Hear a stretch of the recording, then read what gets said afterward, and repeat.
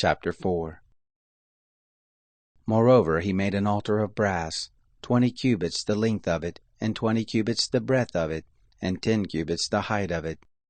Also he made the molten sea of 10 cubits from brim to brim, round in shape, and the height of it was 5 cubits, and a line of 30 cubits compassed it round about.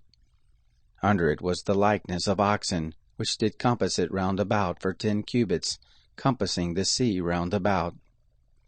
The oxen were in 2 rows, cast when it was cast. It stood on 12 oxen, 3 looking toward the north, and 3 looking toward the west, and 3 looking toward the south, and 3 looking toward the east. And the sea was set on them above, and all their hinder parts were inward. It was a handbreadth thick, and the brim of it was worked like the brim of a cup, like the flower of a lily. It received and held 3,000 baths. He also made 10 basins, and put 5 on the right hand and 5 on the left, to wash in them. Such things as belonged to the burnt offering they washed in them, but the sea was for the priests to wash in. He made the 10 lampstands of gold according to the ordinance concerning them, and he set them in the temple, 5 on the right hand and 5 on the left. He also made 10 tables and placed them in the temple, 5 on the right side and 5 on the left. He made 100 basins of gold.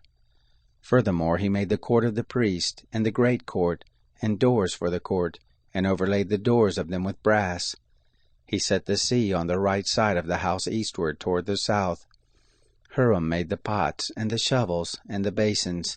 So Huram made an end of doing the work that he did for King Solomon in the house of God, the 2 pillars, and the bowls, and the 2 capitals which were on top of the pillars, and the 2 networks to cover the 2 bowls of the capitals that were on the top of the pillars, and the 400 pomegranates for the 2 networks, 2 rows of pomegranates for each network, to cover the 2 bowls of the capitals that were on the pillars. He also made the bases, and the basins he made on the bases, 1 sea, and the 12 oxen under it. The pots also, and the shovels, and the flesh hooks, and all its vessels, did Huram his father make for King Solomon, for the house of the Lord, of bright brass. In the plain of the Jordan did the king cast them, in the clay ground between Succoth and Zeradah. Thus Solomon made all the vessels in great abundance, for the weight of the brass could not be found out. Solomon made all the vessels that were in the house of God, the golden altar also, and the tables whereon was the showbread, and the lampstands with their lamps, to burn according to the ordinance before the oracle, of pure gold, and the flowers, and the lamps, and the tongs of gold, and that perfect gold, and the snuffers, and the basins, and the spoons, and the firepans of pure gold. And as for the entry of the house, its inner doors of the most holy place, and the doors of the house, of the temple, were of gold.